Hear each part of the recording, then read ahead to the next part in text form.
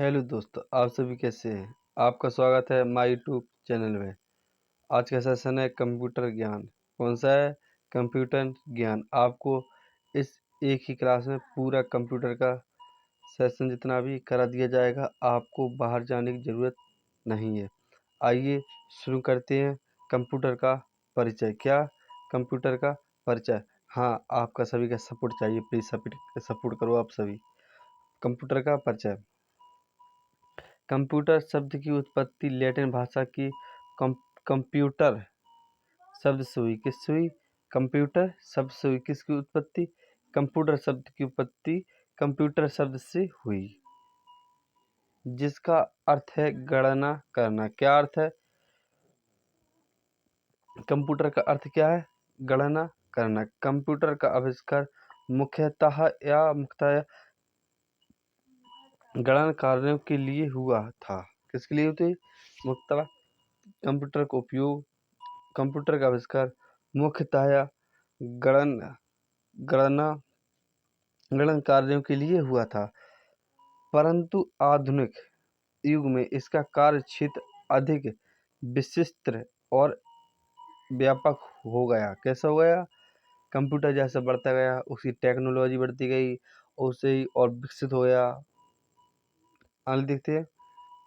अविकेस अविकस। क्या? अविकस सबसे पहला एवं सरल तंत्र था। कौन सा था?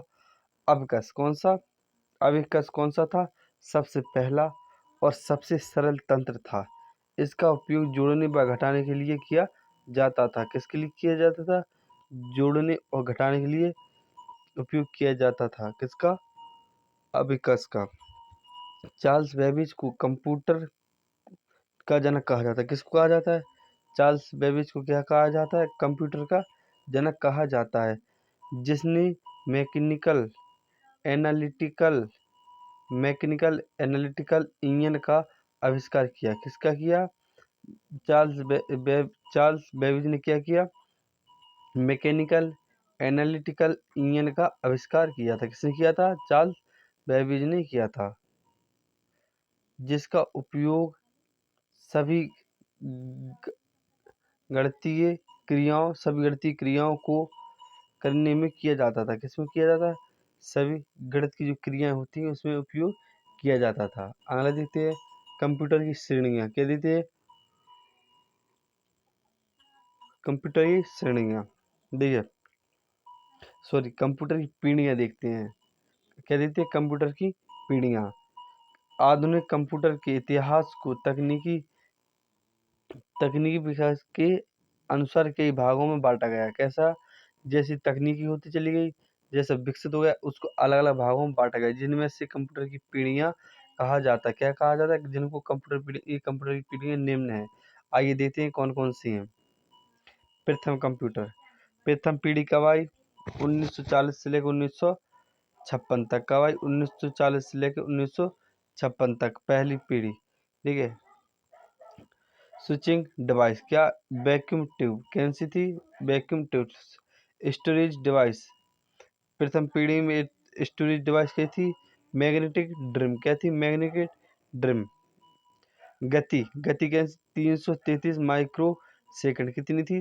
333 माइक्रो सेकंड। ऑपरेटिंग सिस्टम क्या था? ऑपरेटिंग सिस्टम कैसा था? Batch operating system. कैसा था? Batch operating system. भाषा कैसी थी? मशीनी भाषा। कैसी थी? मशीनी भाषा। माइनरी नंबर 0 से लेकर 1 तक। ठीक है, 0 से लेकर 1 तक। विशेषता क्या क्या थी? सीमित मुक्त स्टोरेज। क्या थी?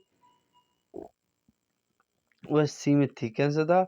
जो प्रथम पीढ़ी थी उसमें विशेषता क्या थी? सीमित थी। क्षमता, स्टोरेज क्षमता थी। मंद गति से इनपुट आउटपुट। मध्य गति से इनपुट आउटपुट होता था। और उपयोग क्या क्या था? मुख्यतः वैज्ञानिक और सामान्य व्यापारिक सिस्टम, जैसे इलेक्ट्रिक यूनिटी मार्क 1 आदि। दूसरी पीढ़ी देखते हैं। दूसरी पीढ़ी कब से आई? 1956 से लेकर 1963 तक। इसमें डिवाइस कौन सा था? ट्रांजिस्टर, कैसा ट्रांजिस्टर सेमीकंडक्टर से बना, कैसा बना, सेमीकंडक्टर से बना। स्टोरेज डिवाइस कैसा था इसमें, स्टोरेज मैग्नेटिक कोर टेक्नोलॉजी, कैसी थी, मैग्नेटिक कोर टेक्नोलॉजी। गति कितनी थी, 10 माइक्रो सेकंड, कैसे 10 माइक्रो सेकंड। अगला ऑपरेटिंग सिस्टम इसमें कैसा था, मल्टी मल्टी टेस्ट के टाइम शेयरिंग। अलग भाषा कैसी थी, असेंबली की थी, असेंबली भाषा उच्च स्तरीय भाषा, असेंबली भाषा उच्च स्तरीय भाषा।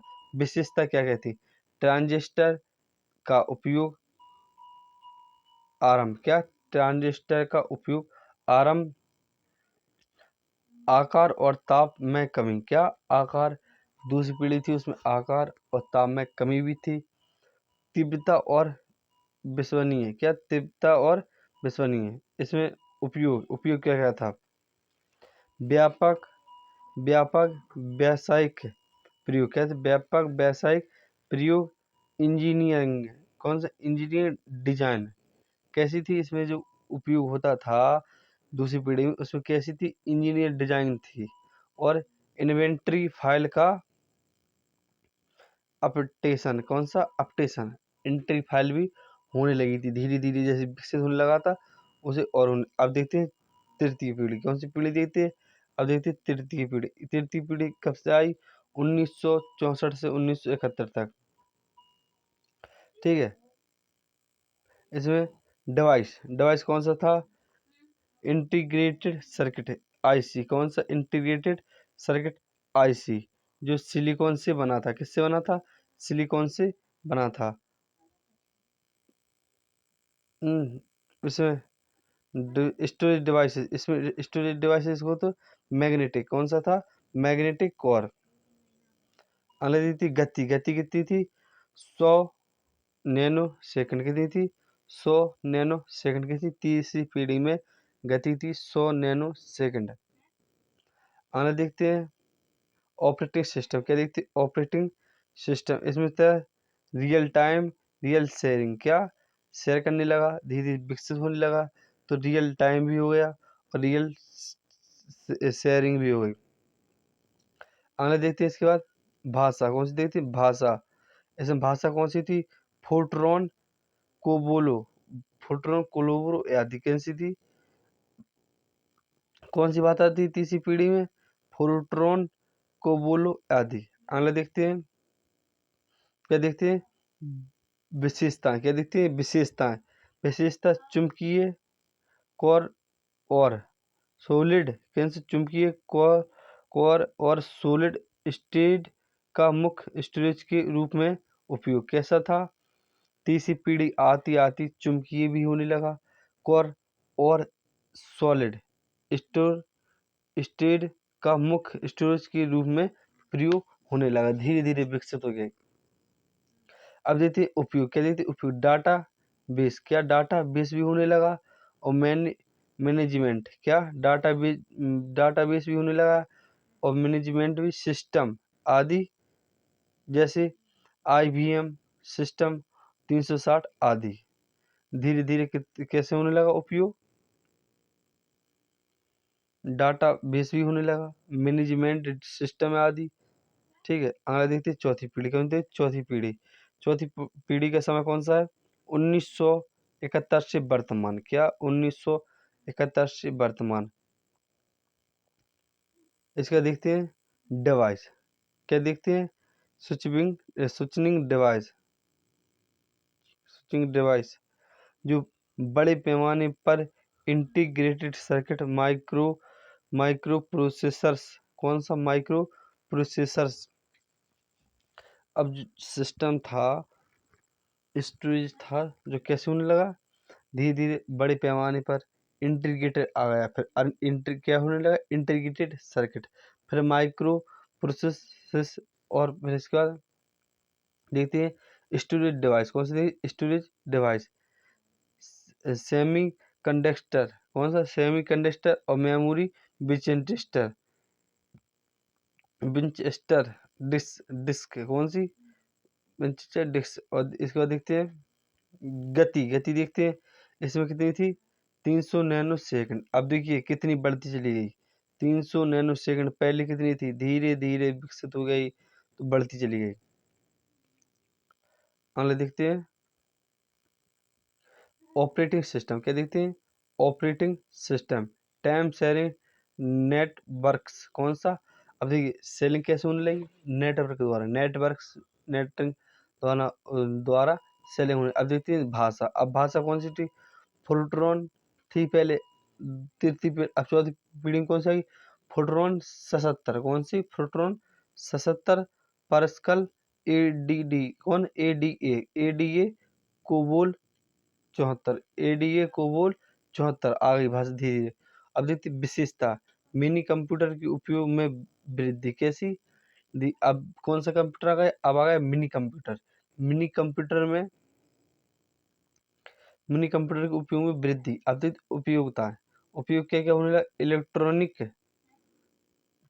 इलेक्ट्रॉनिक फंड ट्रांजैक्शन जैसे IBM PC XT एप्पल, धीरे धीरे उपयोग होने लगा। अगला देखते हैं पांचवी पीढ़ी कौन सी, वर्तमान आगे तक। अब देखते हैं क्या देखते हैं स्टोरेज, सबसे बड़े पैमाने पर इंटी सर्किट। अब कैसे होने लगा, सबसे बड़े पैमाने पर इंटीग्रेटेड सर्किट होने लगा धीरे धीरे। अब देखते हैं स्टोरेज डिवाइस कौन सा देखते हैं, स्टोरेज डिवाइस ऑप्टिकल डिस्क कौन सा, ऑप्टिकल डिस्क, इसमें इसमें वो नहीं है गति। अगला देखते हैं ऑपरेटिंग सिस्टम, क्या operating system knowledge information processing system कैसा। अब क्या होने लगा, अब होने लगा नॉलेज इंफॉर्मेशन प्रोसेसिंग सिस्टम। अगला देखते हैं भाषा, इसमें भाषा विकसित नहीं हुई, जो भाषा थी अब वो भी चल रही अभी भी। अब देखते हैं विशेषताएं, इंफॉर्मेशन मैनेजमेंट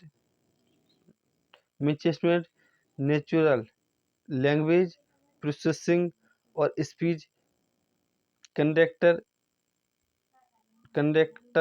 इमेज रिकॉग्निशन कौन सा, रिकॉग्निशन। अगला देखते हैं इसके लिए उपयोगिता, क्या देखते हैं उपयोगिता में क्या देखते हैं आर्टिफिशियल इंटेलिजेंस जैसे रोबोटिक्स, जैसे कौन सा। अब देखिए उदाहरण में देखती है रोबोटिक्स। अब देखते हैं कंप्यूटर का वर्गीकरण, क्या देखते हैं कंप्यूटर का वर्गीकरण देखते हैं। कंप्यूटर को उनकी रूपरेखा, कामकाज, उद्देश्य तथा प्रयोजनों आदि के आधारों पर विभिन्न वर्गित किया गया। किसमें किया गया, कंप्यूटर की रूपरेखा, कामकाज के उद्देश्य से उन्हें अलग अलग वर्गों के हिस्सों में भागों में बांट दिया गया। आकार के आधार पर, क्या आकार के आधार पर पहला पढ़ते हैं।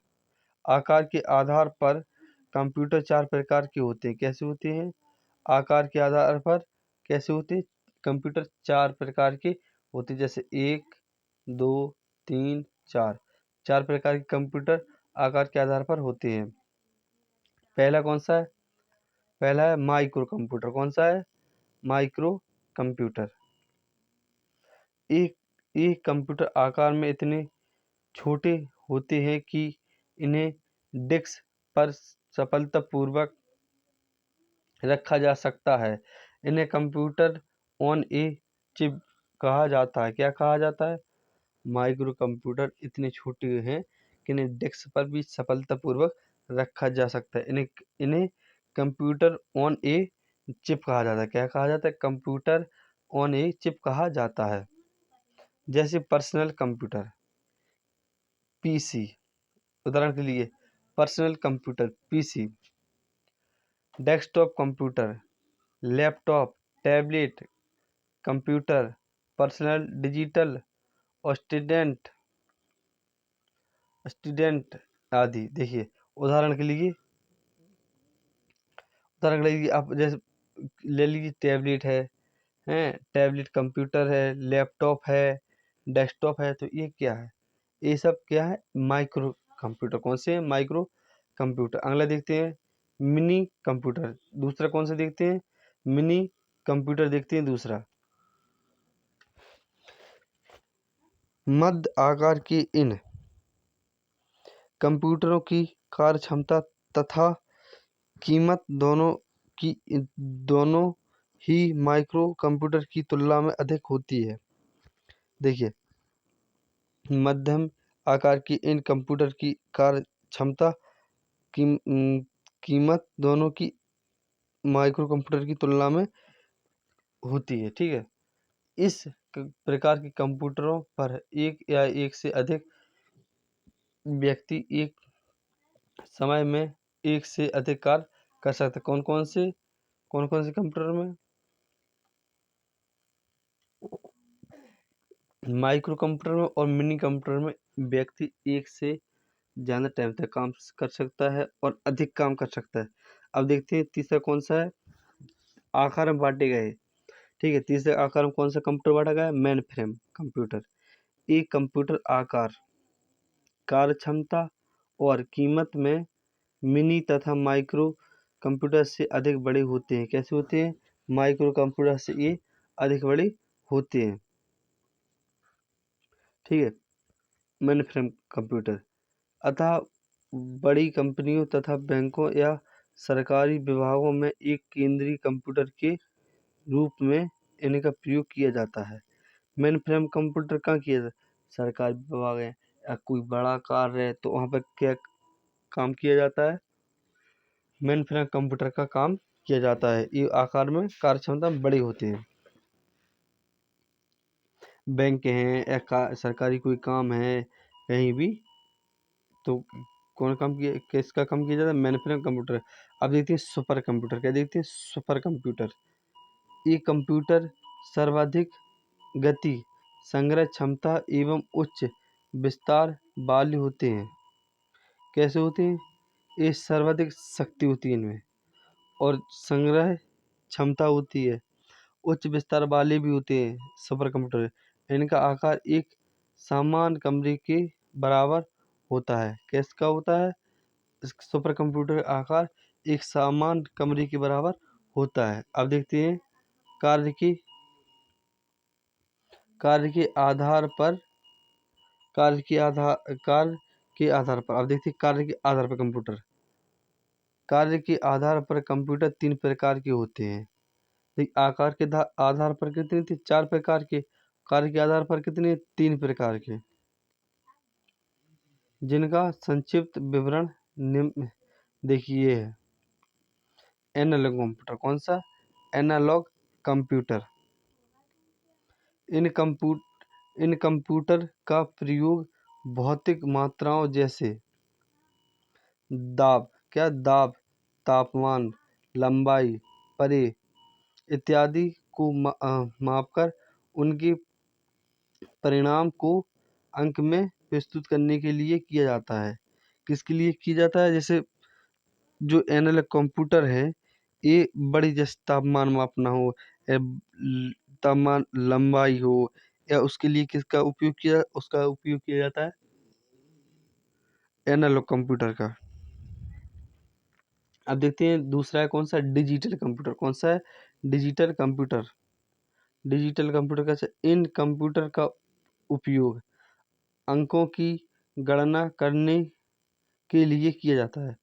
डिजिटल कंप्यूटर है, इन किसके लिए? ये अंकों की गणना के लिए किया जाता है डिजिटल कंप्यूटर का उपयोग। आधुनिक युग में प्रयुक्त अधिकार कंप्यूटर डिजिटल कंप्यूटर की श्रेणी में ही आते हैं। किसमें आते हैं? जो प्रयुक्त अधिकार कंप्यूटर डिजिटल जो कंप्यूटर होते हैं, जो श्रेणी में आते हैं। द्वितीय हाइब्रिड कंप्यूटर। कौन सा? Hybrid computer. हाइब्रिड कंप्यूटर उन कंप्यूटर को कहा जाता है जिनमें एनालॉग तथा डिजिटल दोनों की गुण हो या एक समान हो। जैसे देखिए, ये हमने आपको बता दिया, जैसे एनालॉग कंप्यूटर और डिजिटल कंप्यूटर। एनालॉग कंप्यूटर कब काम आता है? जब किसी का तापमान, लंबाई, दाब मापना हो, मात्राओं का भौतिक मात्रा नापना हो तो किसका काम आता है? तो एनालॉग कंप्यूटर आता है। और डिजिटल कंप्यूटर कब काम आता है? जैसे बड़े अंकों की कोई गणना करना हो उसके काम आता है डिजिटल कंप्यूटर। और दोनों को मिलाकर उसको बोलते हैं हाइब्रिड कंप्यूटर। क्या बोलते हैं? Hybrid computer. अब देखते उद्देश्य के आधार पर क्या देखते हैं? उद्देश्य के आधार पर कंप्यूटर। उद्देश्य के आधार पर कंप्यूटर को दो भागों में बांटा गया है। कितने भागों में बांटा गया है? उद्देश्य के आधार पर दो भागों में बांटा गया है, जिनका संक्षिप्त विवरण निम्नलिखित है। देखिए, सामान्य उद्देश्य कंप्यूटर। क्या? सामान्य उद्देश्य कंप्यूटर इनके द्वारा दस्तावेज तैयार करने, उन्हें छापने और डाटाबेस बनाने तथा शब्द प्रक्रिया द्वारा पत्र तैयार करने इत्यादि सामान्य कार्य के लिए किया जाता है। कैसा किया जाता है? जो सामान्य उद्देश्य कंप्यूटर होते हैं ये देखिए क्या क्या काम करते हैं। जैसे कोई बड़ा दस्तावेज हो या छापखाना हो, छापने का काम हो, डाटाबेस करना हो या शब्द प्रक्रिया द्वारा पत्र तैयार करना हो। जो आपका पत्र तैयार होता है, अखबार है, न्यूज़पेपर, अलग अलग के प्रकार की ये कहाँ से होते हैं? सामान्य उद्देश्य कंप्यूटर से क्या होते हैं? तैयार होते हैं। अगला देखते हैं विशिष्ट। क्या से देखते हैं? विशिष्ट उद्देश्य कंप्यूटर। विशिष्ट उद्देश्य कंप्यूटर इनका उपयोग। क्या? इनका उपयोग अंतरिक्ष विज्ञान, इत्यादि नियंत्रण, कृषि विज्ञान, इंजीनियर, भौतिक तथा रासायनिक विज्ञान में शोध, उपग्रह संचालन इत्यादि क्षेत्रों में किया जाता है। देखिए, विनय विशिष्ट उद्देश्य कंप्यूटर का उपयोग क्या होता है? जैसे कोई अंतरिक्ष में विज्ञान गया हो, ठीक है, इत्यादि नियंत्रण, कृषि विज्ञान में, इंजीनियरिंग में, भौतिक तथा रसायन में किसका उपयोग किया जाता है? विशिष्ट उद्देश्य कंप्यूटर का। आगे देखते हैं कंप्यूटर की घटक। क्या देखते हैं? कंप्यूटर की घटक देखते हैं। कोई कंप्यूटर चाहे छोटा हो या बड़ा, नया हो या पुराना, उसकी मूल संरचना सदैव एक ही तरह की होती है। कैसी होती है? एक ही तरह की है। चाहे वो बड़ा हो, चाहे वो पुराना हो, चाहे वो नया हो, चाहे बड़ा हो, चाहे छोटा हो, तो उसकी संरचना एक ही तरह की रहती है। प्रत्येक प्रत्येक कंप्यूटर के चार मुख्य भाग होते हैं। प्रत्येक कंप्यूटर के कितने भाग होते हैं? प्रत्येक कंप्यूटर के चार मुख्य भाग होते हैं। आइए देखते हैं। पहला इनपुट इन इनपुट यूनिट। कौन सा? Input unit. वे कंप्यूटर होते हैं जो डाटा को कंप्यूटर में भेजते हैं। क्या करते हैं? जो डाटा होता है उसको कंप्यूटर में भेजते हैं, उसको क्या बोलता है? इनपुट यूनिट बोला जाता है। बिना इनपुट यूनिट के कंप्यूटर टीवी को तरह दिखने वाली वह एक ऐसी डिस्प्ले यूनिट हो जाता है जिसमें उपयुक्त कोई भी कार्य नहीं कर सकता, जैसे कीबोर्ड, माउस इत्यादि। देखिए, कीबोर्ड क्या करता है? जो आपसे इनपुट लेता है, ठीक है, और माउस का भी एक काम है। अब देखते हैं आउटपुट यूनिट। अब क्या देखते हैं? आउटपुट यूनिट डाटा तथा निर्देशों को परिणाम के रूप में प्रदर्शित करने के लिए जिन यूनिट्स यूनिट्स का उपयोग किया जाता है उन्हें आउटपुट यूनिट कहा जाता है। जैसे प्रिंटर, मॉनिटर। देखो ये क्या करते हैं? जो आउटपुट यूनिट होते हैं, ये जैसे प्रिंटर है, ये मॉनिटर है, ये क्या करते हैं? जो आपसे जी आउटपुट लेते, क्या लेते? आउटपुट यूनिट कहते हैं। जैसे प्रिंटर, मॉनिटर आउटपुट यूनिट कहते हैं। अगला देखते हैं तीसरा सेंट्रल प्रोसेसिंग यूनिट। कौन सा? सेंट्रल प्रोसेसिंग यूनिट, जिसको आप सीपीयू और जिसको कंप्यूटर दिमाग भी कहते हैं। इसको कंप्यूटर में किए जाने वाले सभी कार्यों सीपीयू के द्वारा ही किए जाते हैं। कंप्यूटर में जो भी कार्य होता है किसके द्वारा किया जाता है? सीपीयू के द्वारा ही किया जाता है। सीपीयू को कंप्यूटर का मस्तिष्क कहा जाता है। देखिए बोला था हमने, इसका मुख्य कार्य प्रोग्रामों को क्रिया क्रियान्वित करना है। इसके अतिरिक्त सीपीयू कंप्यूटर के सभी भागों जैसे मेमोरी, इनपुट, आउटपुट डिवाइसेज के कार्यों को भी नियंत्रण करता है। ये देखो सीपीयू काम क्या क्या होता है, जो इसको क्या बोला जाता है, सेंट्रल प्रोसेसिंग यूनिट, इसकी फुल फॉर्म है। देखिए सीपीयू काम क्या करता है, देखिए इसका काम होता है जैसे मेमोरी है, इनपुट है, आउटपुट डिवाइस कार्यों को नियंत्रण करने का काम कहते हैं सीपीयू का होता है। आइए देखते हैं, सेंट्रल प्रोसेसिंग यूनिट महत्वपूर्ण भागों से मिलकर बना है। देखिए किस किस से मिलकर बना है, कंट्रोल यूनिट सीयू, कौन सा, कंट्रोलर यूनिट सीयू, और अर्थमेटिक लॉजिक यूनिट एलयू किससे मिलकर बना है, देखो सीयू और एएलयू से मिलकर बना है कौन सा, सीपीयू। अब कौन सा है, अब है चौथा, कौन सा है, अब है चौथा यूनिट। चार अपने 3 यूनिट पढ़े थे, अब ये चौथा यूनिट, इसको पढ़ते हैं कल। मिलते हैं अगली वीडियो में, जब तक के लिए नमस्कार, जय हिंद, जय भारत। अगर आपको वीडियो अच्छी लगे लाइक शेयर कमेंट जरूर करें।